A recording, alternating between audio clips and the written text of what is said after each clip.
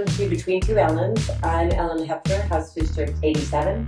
And I'm Ellen Miller, House District 88. And today we are joined by our tenured member, Representative Mickey Dollens from OKC. Do you say OKC and more? Yeah, no, just Oklahoma City. You're Oklahoma County. Okay, perfect.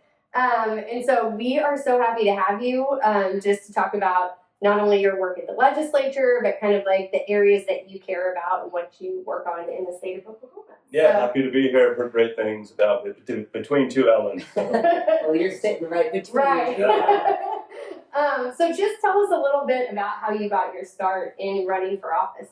Well, I'm originally from Bartlesville. I'm a fifth-generation Oklahoman. My mom is an occupational therapist. She's in her 46th year of occupational therapy work. She's so nice, too. She's super nice. And my dad is a third-generation Phillips 66 employee. So my great-grandfather, my grandfather, my dad all started their career with Phillips 66 and retired. My dad was the first to go from the field to the offices in Bartlesville. Nice. And that's where I graduated high school. And out of high school, I earned a football scholarship to SMU, Southern Methodist University in Dallas. And I majored in English and creative writing. And I played football for 5 years. I redshirted my freshman year. And I was going into my senior year and had planned to get into oil myself. And unfortunately, my younger brother, Joe, who was just 18 years old, he passed away. Mm-hmm. And it was his dream for me to try out for the NFL. And so to honor him, I tried out for the NFL Pro Day and competed in front of all NFL teams. And so when you, again, I am so sorry, that's a tragic story, but can anybody show up at a Columbine, or do you have to have a certain time to be able to go there? Well, you got to be a college football player. Okay. And it's a pretty big deal. It's you have to be invited. Yeah. And, well, I played D-line in college, but I tried out for the NFL as a linebacker. Oh, wow. And so my pro day went pretty well, but had never played linebacker before, so I didn't get drafted. But it was cathartic for me to channel that energy into something productive. But to my surprise, just a couple weeks later, the Olympic bobsledding team asked me if I wanted to try out for the 4-man bobsled. Nice. And at that point, I had no experience in bobsled other than Cool Runnings, which is very accurate, by the way. It's one of my top favorite movies of all time. Down from the cleats to the practice to the push, they really nailed it in that movie. I actually just showed my kids that the other day. They're 6 and 8 years old. Nice. And that was the first time I actually watched the movie all the way through. Really? I was very impressed with Cool Runnings. But it gave me an opportunity to compete around the world against other countries and other athletes, and it really broadened my perspective. A lot like going from small town Oklahoma to Dallas, opened my eyes to cultures and people who are different than me, gave me so much better perspective. And then going from the United States to compete in Europe and get to experience those cultures was also very enlightening for me at that time. Very cool. So how long did you do that? I did that for 4 years, roughly about 3 years. So you competed in the Olympics? I was an alternate for Sochi in gosh, Russia. Sochi. So did you get a go? And no, I was on standby in case someone got Nancy Kerrigan. Yeah. And for those who don't know the reference, it was someone who was injured before an Olympic event. But no, I did get to compete in Europe on the World Cup team just a little bit. But the athletes there who were on teams 1, 2, and 3 are who get to compete in the Olympics. And then you have a team 4 and 5 that are World Cup still. But top 3 teams get to compete in the Olympics. It was But still, really you're talking about what? 4 times 5, 20 people? Yeah. That's insane. crazy. Yeah, it was quite an honor. And the athletes I got to work with and the coaches, it was just amazing. Exactly what I needed to help me recover from mourning my brother. Yeah. Sorry about that. That's horrible. I'm sorry about that. So you were on a bobsled team, and then all of a sudden you said politics is my next. No, I didn't. No. It still hadn't crossed my mind. Okay. So after Sochi, I came back to Oklahoma, and I did become a roughneck, and I drilled all over Oklahoma, from Davis to Cherokee to Alva. And we were on a really old rig, and became good friends with my crewmates. And of course, I'm the only guy on the rig with a college degree. Yeah. But we were all making near 6 figures, and everything was going great. And then about 2 years later, the oil went bust. and we laid the rigs over and everyone was laid off. Now, I had an English degree from college, so I became a teacher almost immediately.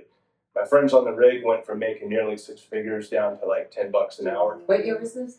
This would have been 2014, 15. Mm-hmm.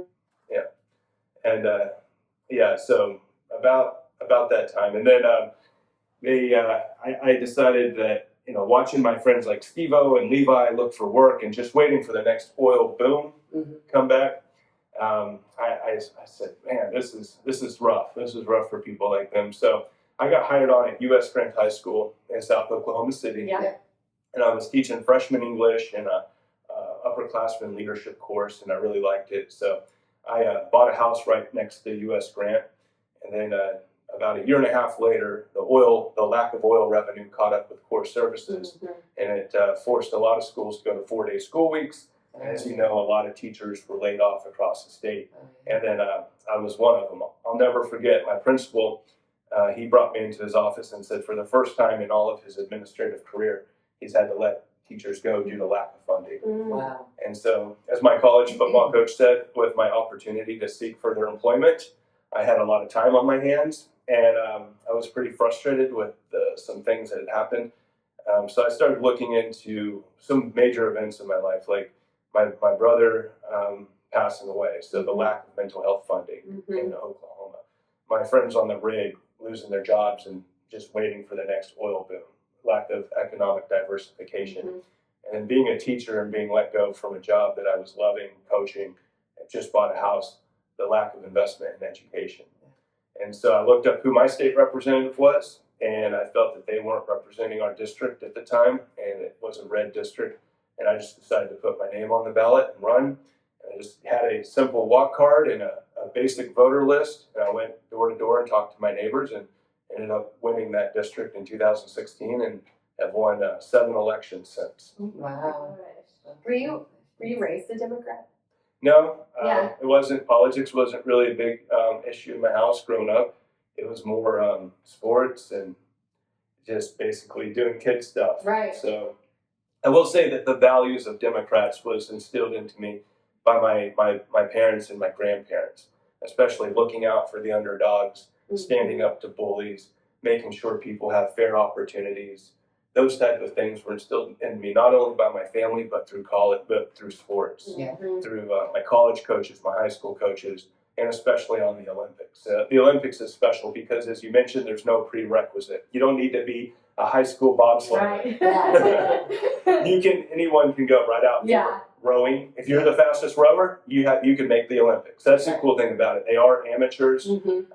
They're not paid. We're the only country in the world that doesn't pay our Olympians, but we do get sponsorships, name, image, and likeness, which has inspired me to run the NIL bill for Oklahoma back in 2021, based off the Olympic model, where their athletes are still amateurs, but they keep that spirit of amateurism. But I think we are at the point now where we need to start pressuring the Olympic Committee to start paying its athletes. Because there's a lot of money. Yeah, there's a lot of money. Definitely a lot of money. And we just went through this with the college athletes and NCAA. Now I think it's time for Olympians to get paid.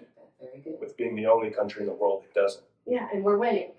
Yes, we're winning. And then also there's a lot of mental health issues with Olympians because they dedicate their lives. And every year you have the World Championships, and every 4th year it just happens to be the Olympics. But after that monumental time comes and passes, you see a lot of athletes who have dedicated their lives to the sport have like almost zero savings, and then their time comes and it's gone. And now they're thinking, okay, what now? Either another 4 years of my life to this or start again.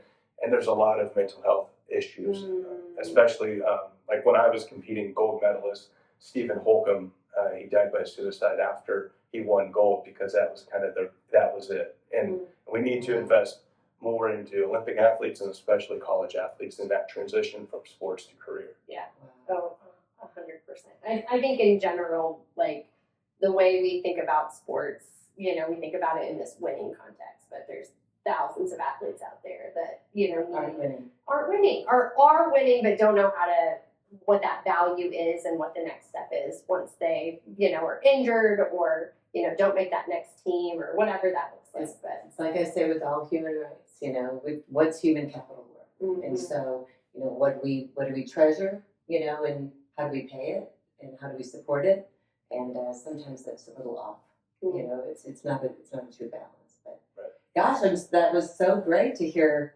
Yeah. While you know, all before you ran. That's awesome, especially being a Marblesville boy Yep. up there. And then you just decided that Oklahoma City, you know, because you ran, that you were going to stay here, or do you really like Oklahoma City? No, I love Oklahoma City. I couldn't imagine I was be living here when I grew up.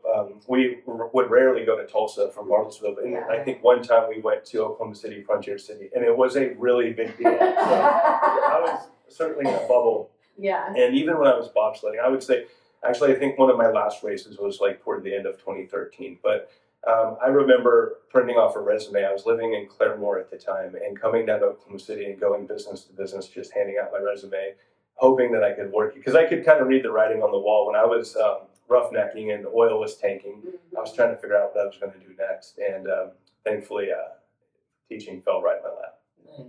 Nice. So kind of, you know, what have been your priority areas over the last 10 years when you came, and has that changed as you've gone through it? Yeah, it's been a journey for sure. I remember the first bill I ever passed, I was a freshman, and I was looking at industrial hemp farming, allowing farmers to grow hemp, a product, a plant that grows here organically, and it has since the early 1900s, but of course it was lumped up with the reefer madness, hemp being marijuana, which it isn't. And so I decided that I would try to pass legalized hemp farming in Oklahoma for the CBD benefits, for the fiber, for the textiles.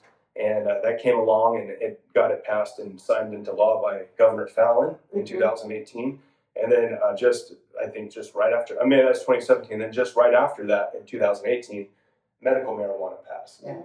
And then after that, some of the major issues have been tenant protections to curb the undue influence of corporate landlords that they have, especially on our tenants. Oklahoma laws are a little bit better now, but they really favored the landlord over the tenant back then. And then innovative housing solutions, keeping the separation of church and state intact. Ballot initiatives has been a really big one. I've seen the whole evolution of the chipping away of our citizen-led ballot initiatives. Because as I said, in 2018, it's the reason why people were able to pass medical marijuana, and then criminal justice reform, and then Medicaid expansion in 2020, and then just so many different progressive ideas that people agree with. It doesn't have an R or D before the state question. And then after that, we started to see the majority party chipping away at people's right to gather signatures, to get a question on the ballot, and to make change at the grassroots level. And we really need to restore all of that, because it's gotten to the point now to where people are out there getting the signatures, but because of one little type error that is that they have the whole collection of signatures that are being thrown out, which is actually being challenged. We truly don't know, though, because we haven't seen it. Yeah. We truly don't know what it is. That all of these, we talk about transparency. Be careful about the definition of that, because if a signature was denied, I think we should know. Yeah, why. I should know. I don't even know if my signature was counted or not. And if it wasn't, I should have the ability to cure it. Yeah, that's right. You put it on there. Maybe you were, the letter didn't look like it was captured, or I don't know. But you put your birth date in the wrong order. Yeah. It was a very confusing. And as I said, when it was passed about those 5 data points, right? It's went from 3 to 5. That the boxes are so small, I questioned if that was looked at by ADA, the Americans with Disabilities Act, because I know my son's signature went all over, and I just let it happen because that's his signature. They likely did not count it then. And if I signed it Mick instead of Mickey, that'd be a mark. And like you said, it used to be 3 out of 5, now 4 out of 5, and yet we have tens of thousands of signatures that likely are valid that were tossed out, and that we have no idea, like you said, lack of transparency on whose signatures those were. I think the one thing that people didn't, that might have really faulted it, was the zip code. Because sometimes people change their address. Right. But did it count your voting precinct, or did it count where you live? Because some people don't change their voting anyway, it's all one of those things that we don't know. So I'm interested to see the challenge. And ultimately, legislators have a very easy pathway to create state questions, as we will see this It's just the year. majority. Yeah, the majority, but citizens don't. And It was our first, right, that we wanted, isn't that correct? That Yeah, we Oklahoma was the first state to include that in our constitution. Being a relatively young state, we were able to look at other progressive era ideas, and we incorporated that into the right to petition the government, with a citizen-led ballot initiatives, and it was laid out from the beginning of statehood. And after progressives have had success with it, it's been taken away. We need to restore it. Yeah. There could be a ballot initiative for that coming up. Ooh, I like that. Good. Yeah. Well, there is, so being new, and I've just served 4 years. My first year that I was up here, you don't really know what it's like to sit on the desk. So as I've advocated and knocked on these doors before that, but it's a little bit different when you sit there and you were directly in front of me, up to the front, I could see, and you would have like pages of debate already written out, and I was like, I talk with people all the time. I don't have a problem with it. On a microphone, I just didn't feel comfortable. And knowing that you've been there quite a bit longer, it was nice to see the ease with how you question and debate. There's a way to question. And so were you always like that? Or was that something that as those years went by, you got a little more comfortable doing it? Well, I appreciate the kind words. No, it was developed. I came in as a freshman under leader Scott Inman, and he was one of the most articulate people I've had the pleasure of serving with, and he could get up there and give a fiery debate and ask great questions, and it was a great person to learn under. And Jason Lowe and I were sitting in the back. We've been seatmates for a long time until he recently won county commissioner, and so I say my first year I was kind of quiet. I did debate once or twice, asked a couple of questions, and that's probably how I got the vice chairmanship of tourism. As I started to become more vocal, that was taken away. But then, Leader Inman termed out, and then I served under Leader Copeland, and then he got beat in an election, and then Leader Virgin became the minority leader, and then I've had the privilege of serving under Leader Cindy Munson. And then you'll have one more. So you've and then now Leader five in 12 years. Wow. And there will be 3 governors after November and 2 speakers. Wow. Yeah. 2 speakers. Yeah, McCall and Hilbert. Wow. That's a lot. That's a lot of history. That is a lot of history. Do you feel like a lot has changed, or do you feel like it's mostly kind of the same? Yeah, it's funny. Yeah, literally too. Like the Capitol has changed a lot. When I came in, it was before the renovation. There was no basement. Yeah, well, there was flooding in the basement. Yeah. There was like a pond in the basement, and we used to have a barber shop down there, a smoking room. There was like it just was so old, like 100-year-old offices, and they did a good job in the remodel of keeping a lot of those aesthetics and the history in the museum downstairs. But yeah, so from a physical transformation in the Capitol, and then ideologically wise, politically, it's gotten more rocky as well. It's gotten more contentious. People, of course, with social media and outrage currency, there's when you mix relatively smart people with ambition and personalities, egos. This is an interesting building, and it seems the temperature has seemed to have been ramped up, especially over the past 10 years. I think a lot of the 12 years that we have term limits, and how I try to explain to people that pushes people to leadership in a very quick way. If you're here for 24 years, maybe you serve 10 before you even move to leadership. But now it's like you're year 4 and you're starting to think what leadership you have, because, you might be here till 10 years or 12 years if you get elected. And I don't know, do you see that playing out, these quick leadership changes when people have only served, I think, 6? I feel like such a freshman still after 2 years. I have so much to learn, Yeah, especially when you hear people who are running for certain higher offices right now. They've been floor leader for 8 years. So there is a pressure to make the most of your time. Because I talk to a lot of people who ask if I'm going to run for the Senate when I turn out in 2028. But I said, no, the people chose 12-year term limits, and that includes the House and Senate. And I'm like, I didn't know what that was. But that was all the way back in the 90s. Yeah. So, I would say with the limited time, people are really really keeping that in mind and trying to make the most of whatever they can here. Yeah, and it could be aggressive in a good way or a bad way, I guess is what I'm Absolutely. saying. Do you like the idea of term limits? Like it being in 10, Yeah. like, if you're like, oh, yeah, it's time? Or do you think maybe if we had 16 years, I'd have a better handle with agencies, because sometimes agencies have an upper hand, or they say lobbyists?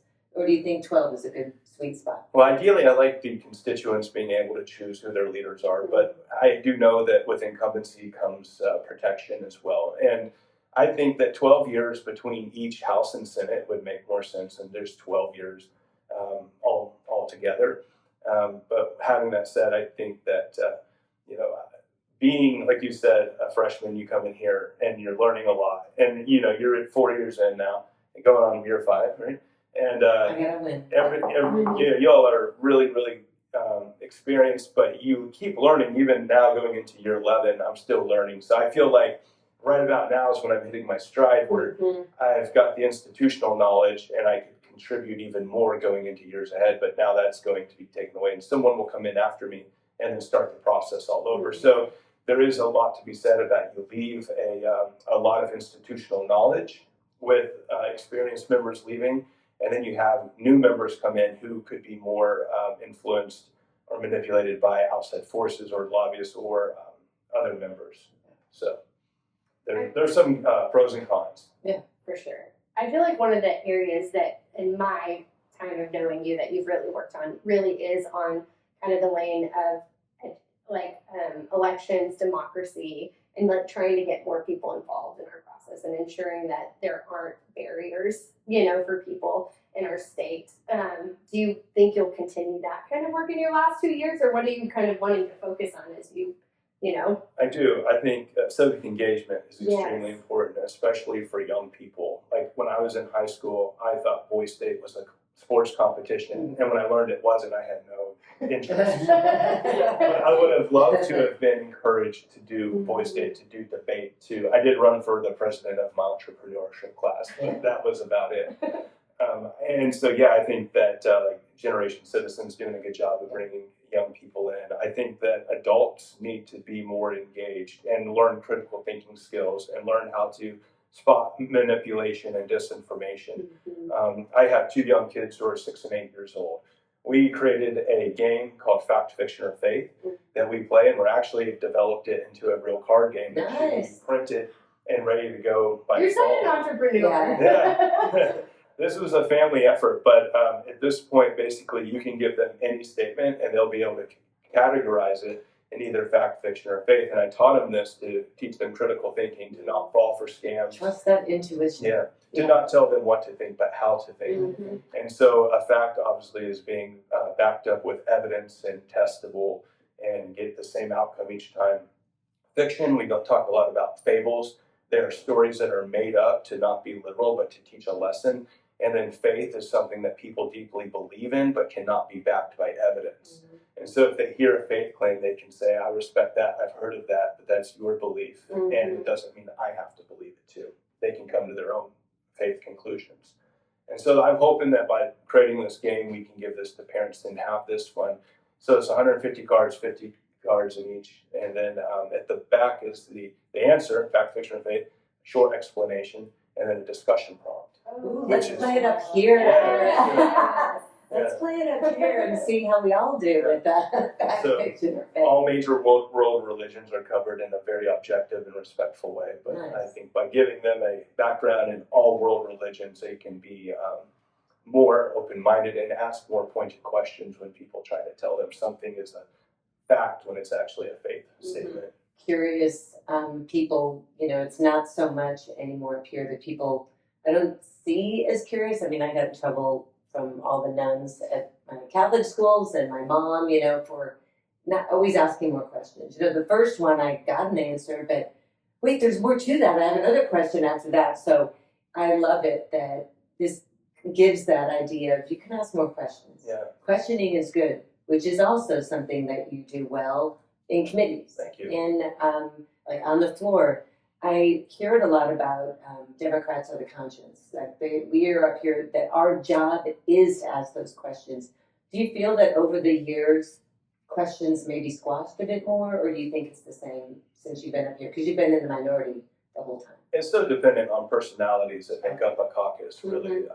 We've got some very talented members, including you two, and you ask great questions. You bring your lived experience to the House floor. That's what we need more of. You know, and everyone has their learned experience, but I think some people are by nature more skeptical. I would consider myself a skeptic, and so I want to get to the heart of the problem. I like to point out contradictions and hypocrisies, and I think that by us elevating that onto the House floor it can change minds.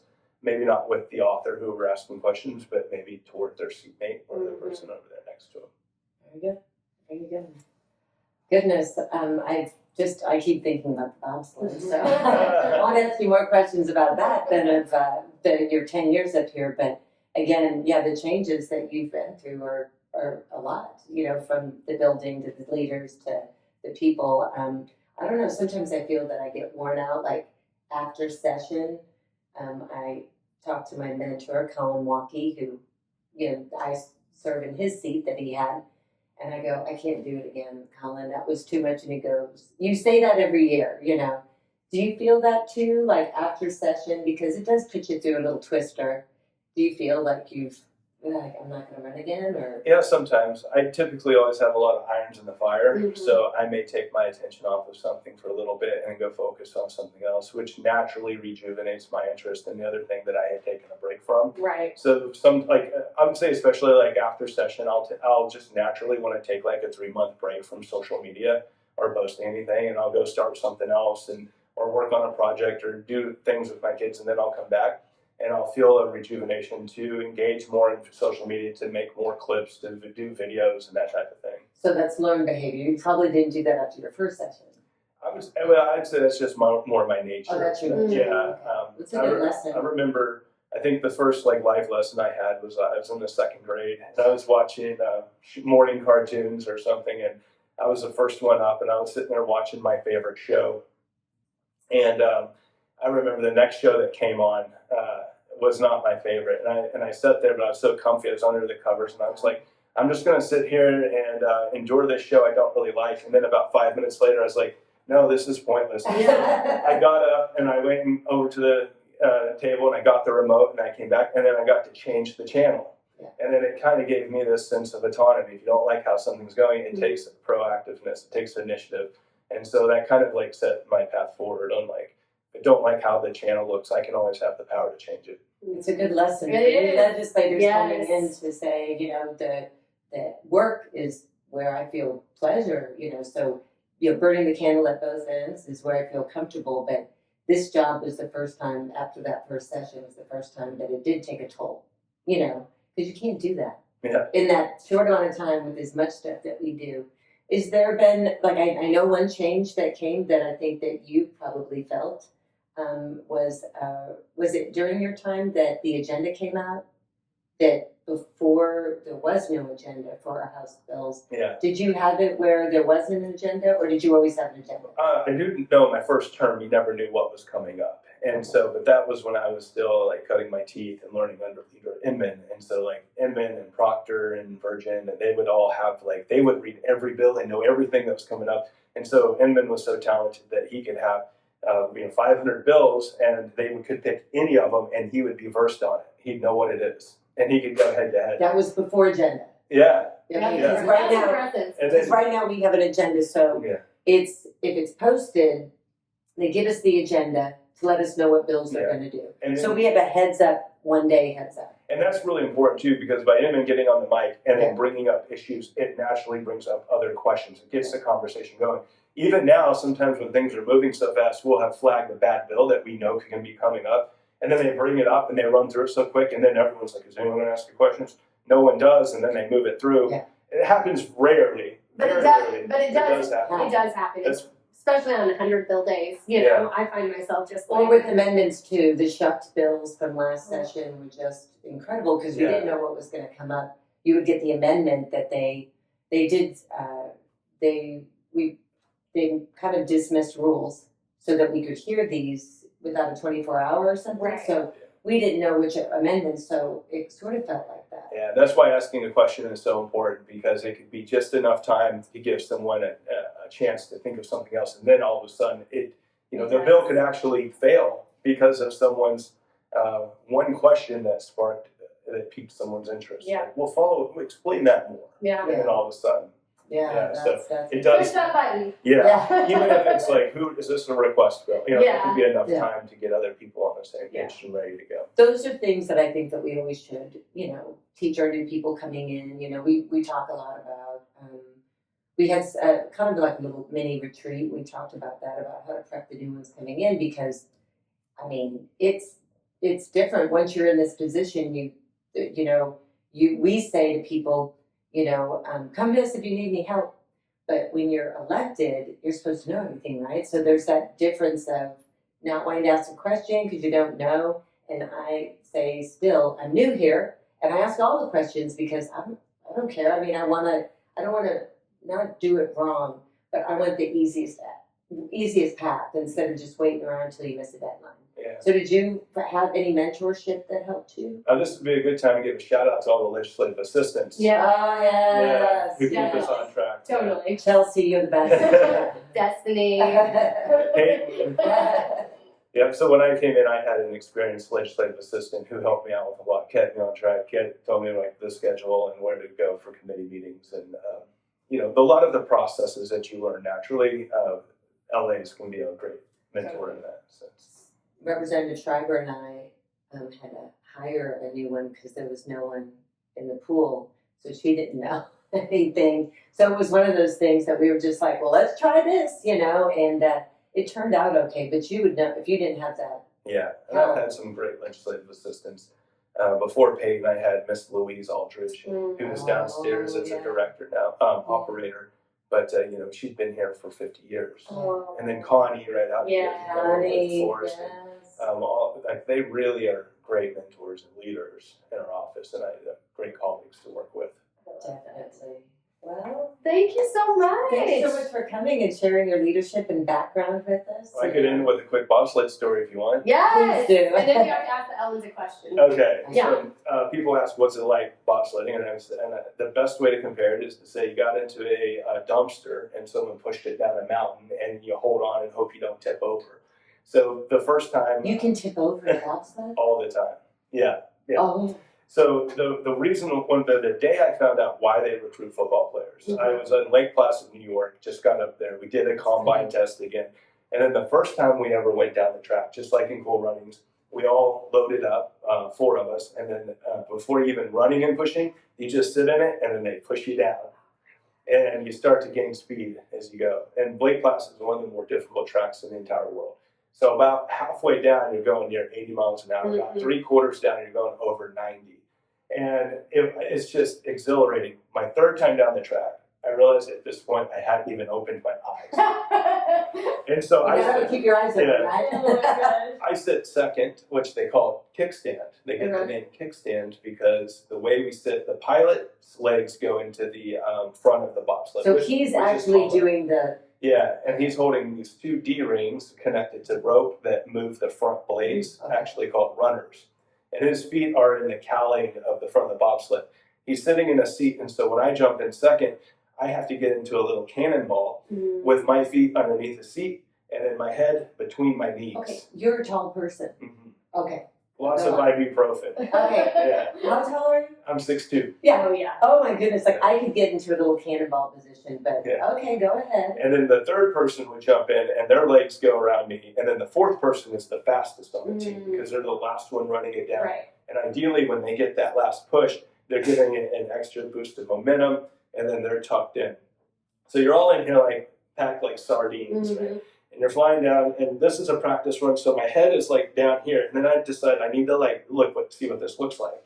I open my eyes and I peek my head up just a little bit, and it looks like I'm going through a time warp. Oh my It's incredibly God. fast. And there's some really great POV point of view bobsled GoPro. I'm not going to have to watch it. Yeah, we were some of the first people to put GoPros on our my bobsleds. God. We got in big trouble because every time we crashed, the plastic would go everywhere. The track workers would get mad. Oh, okay. But my 3rd time down, I open my eyes and I close them immediately, and then I feel us going up on this 15-foot turn, and then I hear it get really, really quiet. I didn't know it at the time, but we were only on 2 runners. Oh my god. And then all of a sudden, we hit on our side, and it's the loudest scratching noise. Imagine you're just getting dragged on asphalt.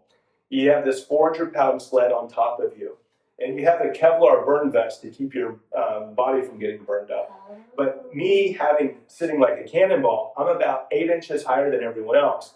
The kickstand, getting hit every turn, and you're holding in, and then everyone has these cleats that dig into the ice, so people are kicking, getting cut up. And then you think, okay, that would be the end of it, but it's a gravity sport. There's no brakes, so you just keep sliding. So we slid about a quarter of a mile. You all have helmets on. Yeah, we have helmets on. And then when you get to the end, one of the ways you stop is the person in the back pulls some levers and it digs teeth into the ice. But you're also using gravity because the end of the bobsled track goes up like this. But when you're on the side, you don't have those teeth. Oh, So yeah. we get to the top, and then we start going back down the other way. And we get out, and at the time, the other recruits were 2 NCAA track athletes, 100-meter sprinters, very, very fast pushers. After that wreck, they said, never doing this again. Yeah. They got up and left, and the next day they were out there. And I said, that's why they recruit football players. So, Yeah. So you guys feel like you had to pay. yeah. So I played D-line in college. Yeah, so Used to you're pushing things around and getting hit. And so then when you put it in the back of the truck, they take you back up to the mountain, and then you do it again. were you kickstarted the whole entire? Yeah, I was a second pusher the whole time because I'm a little bit bigger and heavier, and so you want the weight in the front pulling you down. Okay. So bigger, heavier, and you're a fast runner too? You got to be fast. You have to keep up That with was the everyone one thing else. that kept me from the Olympics was I just wasn't as fast as the other. So the perfect bobsledder is tall, heavy, and fast because with it being a gravity sport, you want as much weight as you can in the sled, but you want to be as fast as possible on the push. And so if you have a bunch of smaller, fast guys, then you put weight in the sled, but that slows your push down. Yeah. But most bobsledders are huge, and super fast. Yeah. And some of the most incredible athletes I've ever seen. But of course, we would compete against Russia and Germany, Mexico, even Jamaica. Almost every country you can imagine is That'd be represented. How much fun. And then you're getting warmed up in the start house with the entire world. Yeah. basically. That's So exciting. You get That's to special. meet people, Yeah. and then there's a little bit of time to go see things, which was beautiful. One of the best treks I ever did was in St. Moritz, Switzerland, which is home of the first ever bobsled track. It's the only track in the world right now that's actually carved out of solid ice. Every other track is refrigerated, and so the turns are a lot higher, but it's rattly, it's really loud. It's like a wooden roller coaster. I was going to say it's like a wicked, yeah. But in St. Moritz, it was a single, just like solid ice, and you could hear birds go. And it was also the longest trek, about almost 2 miles. You started in one town and ended another, and you go through the forest and under bridges, and it's just so smooth. And I never crashed on that track, thankfully. Yeah. It's not as technically difficult, but Lake Placid is known as one of the most difficult tracks in the world. Gosh, that's so exciting. Thank you for sharing Yeah, that I mean, memory with us. They may have the Winter Olympics back there again. Last time was in, I think, 1984 with the Miracle on Ice. Yeah. Yep. So That was good. I they're remember pushing watching for it that. again. Yeah. Lake Placid's this tiny little town, so it's really great if anyone has a chance to go to upstate New York, It's pretty. especially in the fall. It's so great. Gorgeous. Yeah. That's cool. Well, what question do you have for us? Oh, okay. My question for you is, what has been the most unexpected, pleasant thing about this job? What is something that maybe people who have never served before may say, oh, I never thought that would be such a great part of the job. I would say for me, I'll just start off with maybe go into like the legislative conferences and meeting lawmakers from other states and getting to exchange ideas of what worked and what didn't, and how could, like being able to look at all these experiments happening around the United States, perfecting the experiments, taking what they've learned, having interim studies and applying it here to get a more better product has probably been one of the things I never knew that was possible, but I've really enjoyed taking part in. Yeah. Do you have your? Do you have any? I'm thinking right now. I think the best thing, since disability stuff, coming in here and trying to just find those holes to fill and stuff, and then getting a bill that became law, and then watching the change, like how opening up a program that the one was Oklahoma's Promise for students with IDD. The original definitely left them out. Mm-hmm. And so seeing that change, and then, hearing from the students there, and that they come to see me at the Capitol, and they helped get that law passed by encouraging them to speak up in an interim study and advocating. They came up like 5-6 times. And so I'm just so proud of that advocacy does work. And then that I've seen them after their college, that they really take pride in that.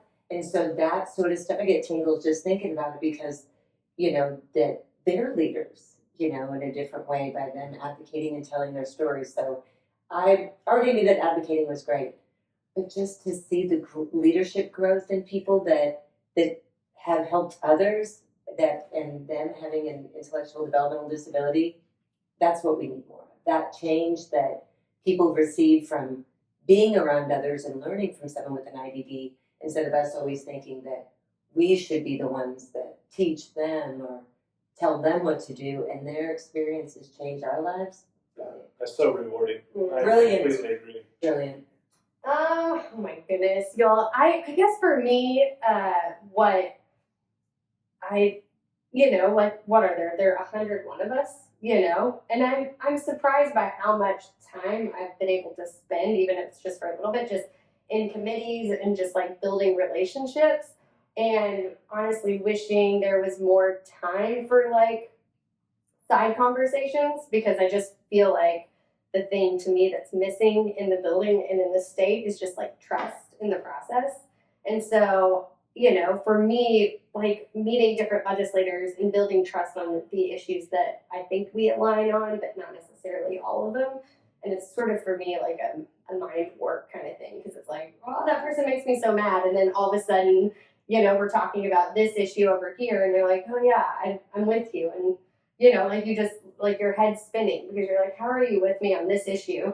And then there's this other piece that like we can't fundamentally agree on. And so to me, it's like, I don't know, it's like something I can't get out of my head. Like I want more team building at the Capitol. I know that sounds dumb, but I just think there's better opportunity for us to work together on hard things, but there's not enough time. I think people are like, you're there from January to, or like February to May, like get it done. And it's like, it's a lot more complicated than that. And that's why I think this job should be more relational. You're right. Yeah. After year 4, I have people from the other side of the aisle say that they trust, which is, you just got to be yourself. You got to be your genuine self. Don't get up and lie or misinterpret something, so that they can ask you questions if they need help in their county with something with a disability. But it's not a transaction. And I think people who treat it like that are missing out on how great we can build our state and laws and all that if we just work together. We can still have differing opinions. Absolutely. One of my besties and I don't agree on a whole lot, but he trusts that I'm going to tell him the truth, and he tells me the truth. Yeah. And lawmakers' opinions change over time. And so how a person was 8 years ago, they may have evolved and changed to their perspective. And if you don't have those conversations, you may never learn that. Yeah. I did learn that this past conference at NCSL with a longtime Republican senator who approached a booth I was at where it said no vouchers. And he came up and he said that is actually correct. He had changed his mind. Let's talk offline. Yeah. I'm still. Look at it, don't get her started. Yeah, We'll line it up real quick. But I think you're right. That is such a good point too. I mean, all of us kind of, 2 years later, I want to try to figure out how we can I can work better with understanding the agency work too, because you can do a lot of work in that lane too, which I think a lot of people don't know about. Well, I will tell you one thing that there's a representative that he was a dead no on the majority of my bills. But if you hang out, like not in a busy time, but when you hang out after we adjourn, that's a safe space in there. No one can come in, and you can drop your shoulders and just talk. And that's where I've built relationships with the majority of people that just want to talk about policy or talk about themselves or talk about your bill, but giving them that time in there instead of in the office. There's a different sort of thing when you sit behind a desk and someone's in front of you. we're all colleagues there, and no one else can come on that floor that can, a lobbyist or whatever, while we are in there. And so it's really nice to have those really great conversations. So I've learned that from another representative that hangs out in there quite a bit. He's from Norman, and you get the best conversations Yeah. if you just wait around a bit and see who wants to talk instead of being so busy to get out, and get home or. Yeah. So it's a good Yeah. thing. Well, Thank you so much. Mickey. This We was great. appreciate it. You really carried this conversation. You really because did. It was. I mean, I didn't know that. I mean, just the detail of what you went into, and then of course giving us another story on bobsled. It just became a really great, colorful conversation. Thank you. Thank you for having me. We have a live session coming up if you want to come to it. It's August 10th at Second City Bookstore in Lincoln Terrace, and it'll be from 6:30 to 7:30, and we're talking about state questions. And this is a good one because those state questions that we have on our ballot didn't come from the people. Nope, these are legislative These that are we legislative. just passed in May, and now they're already on our state.